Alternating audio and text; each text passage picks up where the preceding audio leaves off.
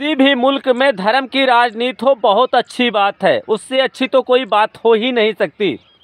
मगर अगर कोई मुल्क का प्रधानमंत्री पाखंडवाद की राजनीति करे तो वो उस मुल्क को बर्बाद होने से कोई बचा नहीं सकता। माननीय नरेंद्र मोदी जी ने विगत 10 वर्षों में जो पाखंडवाद भारत में फैलाया, उसकी जितने कड़े शब्दों में भर्त्सना की जाए वो कम है। पूरे भारत में पाखंड फैलाने के लिए इस प्रधानमंत्री ने जी तोड़ मेहनत की। मंदिर, मस्जिद, गुरुद्वारा, इन सभी जगहों पे जाकर के जो पाखंड की राजनीति इस बंदे ने चालू की, उसने पूरे भारत को अंधभक्ति की ओर धकेल दिया। आज पूरे भारत में अंधभक्तों की संख्या करोड़ों अरबों में पहुंच चुकी है। और ये जो भक्ति का जो इसने अंधभक्ति का जो पाखंडवाद की राजनीति चालू किया, इसकी जितनी कड़े शब्दों में भर्त्सना की जाए वो कम है। एक एक बिंदु को अगर इनके समझा जाए कि पूरे राजनीति की तुमने माँ बहन एक कर दी, तो कम इसको कहना कोई अतिशयोक्ति नहीं है। किसी भी प्रधानमंत्री का प्रथम कर्तव्य बनता है, एक नेता का प्रथम कर्तव्य बनता है जनता को जागरूक करना। अच्छा, ये कार्य विगत 70 सालों में किसी भी प्रधानमंत्री ने नहीं की, जिसका खामियाजा आज जनता भुगत रही है। मगर ये है कि उन लोगों ने जनता को गुमराह भी नहीं किया उस तरीके से जिस तरीके से माननीय नरेंद्र मोदी जी ने कि जनता को किया। पाखंडवाद एक ऐसा क्षेत्र है जिसमें पीढ़ी दर पीढ़ी जनता को मूर्ख बनाया जा सकता है। वही कार्य नरेंद्र मोदी जी कर रहे हैं। आज जिन लोगों के फादर भारतीय जनता पार्टी को वोट करते हैं, उनके बच्चे भी भारतीय जनता पार्टी को वोट करते हैं, और सिर्फ वो इसलिए क्योंकि वो जो पाखंड सिखा रहा है, आपको महज पाखंड सिखा रहा है नरेंद्र मोदी भारत की जनता को, जो अति चिंतनीय और सोचनीय है। पाखंड क्या है? आपको थाली बजवा देता है।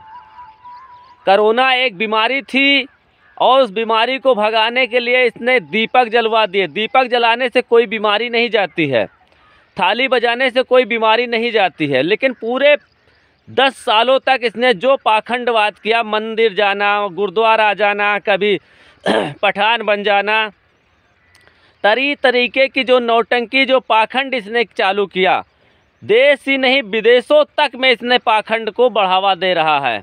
कभी दुबई चला जाता है मंदिर के उद्घाटन में, कभी क्या करने लग जाता है, कभी मतलब जितना पाखंड इसने समाज में फैला दिया, उसकी जितनी कड़े शब्दों में आलोचना की जाए उतनी कम है। अच्छा, जिन लोगों को ये सब कुछ अच्छा लगता है, उन लोगों को धर्म के बारे में मालूम नहीं है कि धर्म क्या है और पाखंड क्या है। सीधी सी बात मैं आपको बता दूं कि धर्म वो चीज़ होती है जो धारण किया जा सके। अच्छी चीज़ों को अपने अंदर समाहित करना ही धर्म है, बुराइयों को निकाल फेंकना ही धर्म है। लेकिन जो ये पाखंड है, जो आप जाकर के नौटंकी कराते हो, कभी किसी से थाली बजवा लेते हो, कभी किसी से भजन कीर्तन करने लगवा जाते हो, कंठी माला जपवाने लग जाते हो, मंदिरों में जा कर के आधा घंटा नौटंकी करने लग जाते हो पूजा पाठ की, ये एक प्रधानमंत्री को शोभा नहीं देता, एक किसी सच्चे नागरिक को ये बात शोभा नहीं देता। कभी तुम जा कर के समंदर में आराधना करने लग जाते हो, कभी महाकाल का रूप रख लेते हो।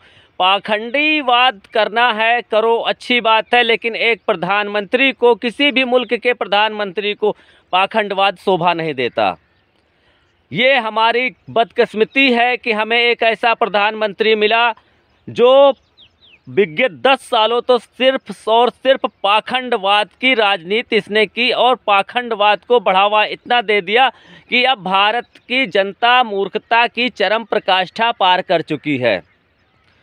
वो उसको ये नहीं मालूम कि हिस्सेदारी क्या होता है, उसकी चर्चा तक नहीं कर रहा। और इस व्यक्ति ने जितने और पाखंडी थे उनको अपनी पार्टी में मिला लिया और उनको सिर्फ और सिर्फ पाखंड ही सिखाया।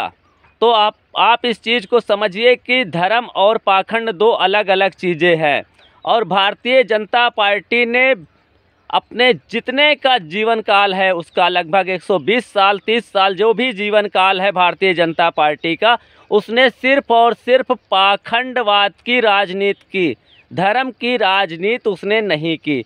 हमको तो ये भी डाउट है कि वो धर्म क्या होता है ये बात उनको मालूम ही नहीं थी। जिस प्रकार से स्वामी विवेकानंद को नहीं मालूम था कि हाँ धर्म क्या है और पाखंड क्या है, जो रास्ते पे स्वामी विवेकानंद भारत को पाखंडी बनाना चाहता था वही काम नरेंद्र मोदी जी ने किया, भारत की जनता को पाखंड सिखाने का।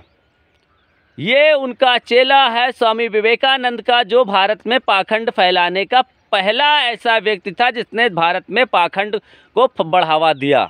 उसी रास्ते पे आज नरेंद्र मोदी जी चल रहे हैं जो भारत में पाखंड फैला रहे हैं।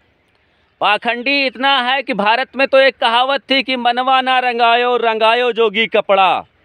तो ये जोगी जो पीला वस्त्र पहन करके आपके गांव में आ जाता है, भगवा धारण करके आ जाता है, कंठी माला पहन के आ जाता है, वो धर्म की परिभाषा तक नहीं जानता।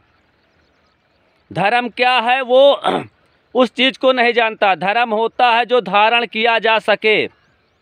अपने अंदर से बुराइयों को निकाल फेंकना ही धर्म है, और अपने अंदर बुराइयों को कलेक्ट करना, अपना रंग बदल लेना, ये सियार की निशानी है।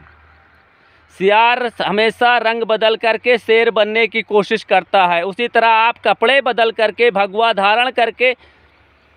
धारण करना पाखंडवाद की निशानी है। अगर आपने भगवा धारण कर रखा है किसी एक तरीके के फैशन के लिए, कोई कपड़ा पहनो अच्छी बात है, जैसे महाकाल का लोग कपड़ा पहनते हैं, जय श्री राम का कपड़ा पहनते हैं फैशन के नाम पर, वो अच्छी बात है। किसी भी मुल्क में ऐसे फैशन आना उसका आनंद भाई ही नहीं पूरा युवा समाज स्वागत करता है। लेकिन पूरा कपड़ा पाखंडी पहन लेना, कंठी माला एक लिमिट से ज़्यादा पहन लेना, तिलक ज़्यादा लगा लेना, पूरा चेहरा रंग लेना, ये सब पाखंडवाद की निशानी है।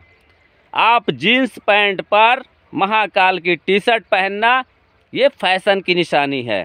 इन सारी चीज़ों को समझने की आवश्यकता है कि हमें इन सारी चीज़ों को समझने कहाँ तक फैशन है और कहाँ पाखंड हम कर रहे हैं। सच्ची बात करना, अच्छी बात करना, जीन्स पैंट में महाकाल की टी शर्ट पहनना ये फैशन है और ये अच्छी बात है, ये धर्म है।